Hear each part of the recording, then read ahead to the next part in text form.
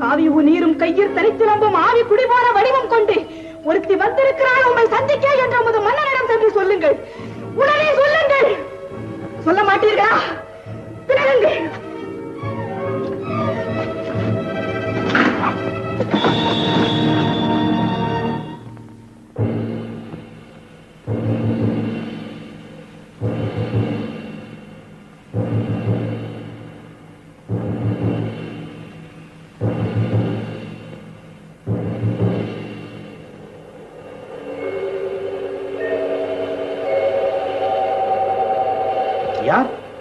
அரண்மனை காவலர்களை மீறி ஆவேச கோலத்தில் உள்ளே நுழையும் நீ யார்? புறாவுக்கு உடல் தந்து புகழ்பெற்ற மன்னாரின் வரலாற்றை, தேர்காலில் மகனையிட்டு நியாயம் காத்த மனுநீதி சோழனது பெருங்கதையை, நீதியின் இலக்கணமாய் பெற்று பெருமை கொண்ட திருமாவளவன் கரிகால் சோழனது பூம்புகாரை எழுதுவோர் பெருவடிகன் மாசாத்துவானின் மருமகள். என் பெயர் கண்ணகி. உன் முறையீடு என்னவோ? முத்து விளைகின்ற 3 கடல் சூழ்ந்திருக்கும் தென்னகத்தில் மும்முரசு கொட்டி முச்சங்கம் வளர்த்து முக்கொடியின் நிழலிலே முத்தமிழை காப்பாற்றும் மூவேந்தர் பரம்பரையின் பெருமைதனை மூளையாக்க முடிவுறிந்த மன்னவனே, எந்த முறையீட்டை கேட்பதற்கு முன் நான் யார் என்று முழுவதும் தெரிந்து கொள்க. நீ யார்? கண்ணகி, கையில் தனிச்சிலம்புடன் வந்திருக்கும் கண்ணகி. நீதி வழுவா நெடுஞ்செழிய பாண்டியனை துணிந்து இகழ்ந்துரைக்க வந்திருக்கும் கண்ணகி. என்ன? பாண்டிய மன்னா, ரோமாபுரியின் கொலு மண்டபத்திலே உனது தூதுவர்கள் இருக்கிறார்கள். இதோ பாண்டியத்து பேரவையிலே ரோமானியர்கள் வீரர்களாகவும் தூதர்களாகவும் வீற்றிருக்கிறார்கள். கடல் கடந்து கொடி கட்டி ஆளுகின்றாய். அந்த கொடிக்கம்பம் முறிந்து விட அயல் நாட்டார் இகழ்ந்துரைக்க உனது கொடுங்கோல் அளித்த அவசர தீர்ப்புக்கு ஆளாகி கொலை உண்ட கோவலன் மனைவி கண்ணகி நான் என்பதையும் அறிந்திடுக அரசே, அறிந்திடுக. ஓ, கோவலன் மனைவி. கோவலன் மனைவி, சிலம்பு திருடிய கள்வனின் மனைவி. போதும். யாகாவார் ஆயினும் நாகாக்க மன்னா, நாகாக்க. யார் கள்வன்? என் கணவனா கள்வன்? இல்லை, இல்லை. அவரை கள்வன் என்று குற்றம் சாட்டிய கயவர்களின் கள்வர்கள். ஆத்திரத்தில் அறிவு கண்ணை மூடிவிடாதே கண்ணகி. கையும் களவுமாக பிடிபட்டான் உன் கணவன். கள்வனை தமிழகத்து நீதி கொல்லாமல் விடாது என்பது உனக்கு தெரியுமல்லவா? நீதியின் இலக்கண முறைக்கும் நெடுஞ்செழிய பாயனே, உனது நாட்டில் எதற்கு பெயர் நீதி? நல்லான் வகுத்ததோ நீதி? அல்ல அல்ல, வல்லான் வகுத்ததே இங்கு நீதி. அதனால்தான் நான் வணங்குகின்ற தெய்வத்தை, என் வாழ்வு கருவூலத்தை சாவு படுகொலையில் தள்ளிவிட்டீர்கள். கொற்றவனே, குடைநிழலில் குஞ்சரம் ஊர்பவனே, எண்ணிப்பா. கொலு மண்டபத்தில் விசாரிக்கப்பட வேண்டிய வழக்கு கோயில் மண்டபத்தோடு முடிவானே. சிந்தியுங்கள், நன்றாக சிந்தியுங்கள். குற்றம் சாட்டப்பெற்றவரின் மறுப்புகளுக்கு மதிப்பு தராமல் கொலைவாளின் வேலை அவ்வளவு அவசரமாக நடைபெறுவானே. இதற்கு பெயரா நீதி? இதற்கு பெயரா நேர்மை? இதற்கு பெயரா நியாயம்? இதற்கு பெயரா அரசு? உனக்கு பெயரா அரங்காக்கும் மன்னன்? என்ன அரசே? கண்ணகி, உன் கணவன் கையில் இருந்தது அரசி கோப்பெருந்தேவியின் சிலம்பு. கோப்பெருந்தேவியின் சிலம்பு இல்லை, கோவலன் தேவியாம் என்னுடைய சிலம்பு. நம்ப முடியாது என்னால். நீ யார் நம்புவதற்கு? உன்னை யார் நம்ப சொல்லுகிறார்கள்? உன் மீது வழக்குரைக்க வந்தவள் நான். குற்றவாளி நீ. நான் குற்றவாளி? ஆம், நீ குற்றவாளி. அதனால் தீர்ப்பளிக்கும் உரிமை உன் கையில் இல்லை. இதோ இருக்கிறார்கள் பெருங்கண்மை பெரியவர்கள். இவர்களே இப்போது நீதிபதிகள். இவர்களோட கேட்டும் நல்ல தீர்ப்பு. ஆன்றோர்களே, அறிவிமிகு ஆட்பெரும் படை கொண்டவன் பாண்டியன் என்பதற்காக நீதியின் பாதையை வளைக்காமல் ஆரிய படை கடந்தான், அவனையெல்லாம் புகழ் பெற்றான் என்ற கீர்த்தி திரையால் அவன் செய்த குற்றத்தை மறைத்து விடாமல், தாய் மேல் ஆணையாக, தமிழ் மேல் ஆணையாக, தாயகத்து மக்கள் மேல் ஆணையாக தீர்ப்பு கூறுங்கள்.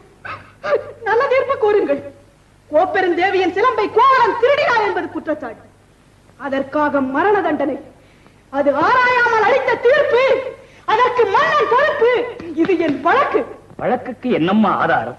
ஆதாரம் இதோ இந்த சிலம்பு. இதற்கு இணையான மற்றொரு சிலம்பைத்தான் என் மனமால் விற்க வந்தார். மாபாவிகள் அவரை கொன்று குவிந்து விட்டார்கள். அப்படியானால் தேவி அணிந்திருக்கும் சிலம்பு? அவைகளில் ஒன்று என்னுடையது. அதற்கு அடையாளம்? அடையாளம் வேண்டுமா? 1000 கேள்விகள் என்னை கேட்டு உன்னை குற்றமற்றவனாக ஆக்கிக் கொள்ள துடிக்கிறாயே. இப்படி ஒரு கேள்வி நேருக்கு நேர் என் அத்தானை கேட்டிருந்தா நீதி வழுவான் நெடுஞ்செழியன் என்ற பெயர் உனக்கு நிலைத்திருக்குமே. என் அத்தானின் உயிரும் தங்கி இருக்குமே. அம்மா, தேவி அணிந்திருப்பதில் ஒரு சிலம்பு உன்னுடையது என்பதை மெய்ப்பித்து காட்டுவாயா? மெய்ப்பித்து என்ன பயன்? இறந்து போன என் கணவனை எழுப்பி தருவீர்களா? பெட்டுண்ட தலைதனை ஒட்டி தருவீர்களா? முடியாதுங்களா? முடியாதுங்களா? ஆனால் ஒன்று, உயிர் போனதால் தொங்கிவிட்ட என் அத்தானின் தலை போல் உங்கள் தலைகளையும் தொங்க வைக்கிறேன். உங்கள் நீதி போனதால், நேர்மை போனதால், மானம் போனதால். மதுரை பாண்டியா, உனது மனைவியின் பழைய சிலம்பிலே உள்ள பரல்கள் முத்துக்களா மாணிக்கங்களா? முத்துக்கள், அதுவும் கொற்கை முத்துக்கள். என்னுடைய சிலம்பிலே உள்ளவை மாணிக்க பரல்கள். அப்படியா? எங்கே பார்க்கலாம்? தேவி, இப்படி கொடு. இதோ பார். பார்த்தாயா முத்துக்களை? அடுத்த சிலம்பு.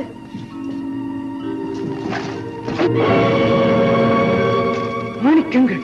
மாணிக்கங்கள் அல்ல, ரத்த துளிகள். தர்மத்தின் கண்கள் வடிக்கின்ற ரத்த துளிகள். பாண்டியா, உனக்கு இன்னும் சந்தேகம் இருந்தால் இதோ என்னுடைய மற்றொரு சிலம்பு. மாணிக்கங்கள்.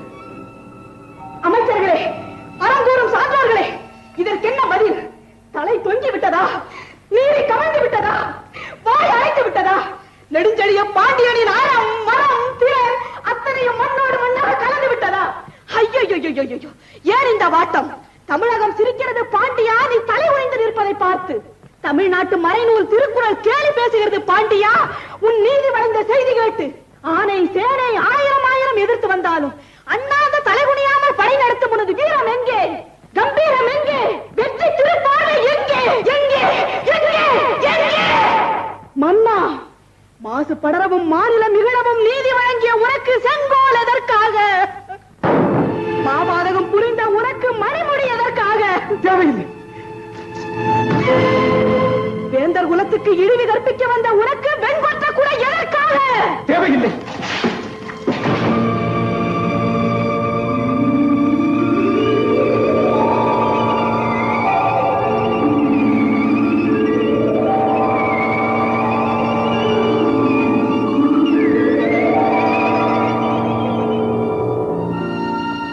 அழு, என்னை காலமெல்லாம் அழ வைத்த காதலனே அழு.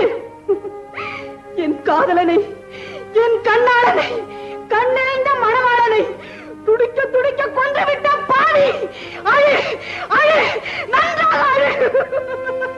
கண்ணகி, உன் கணவன் கள்வனல், கள்வனல்ல. ஆராயாமல் அவசரத்தில் கொன்று வருக அவனை என்று ஆணையிட்ட நானே கள்வன், நானே கள்வன்.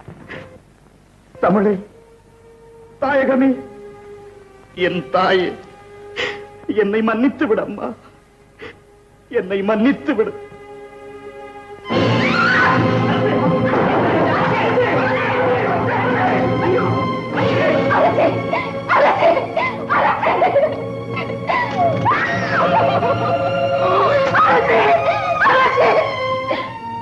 நீதி தவறியதால் வளைந்த செங்கோலை உங்கள் உயரையே கொடுத்து நிமிர்த்தி விட்டீர்கள் அரசே, நிமிர்த்தி விட்டீர்கள்.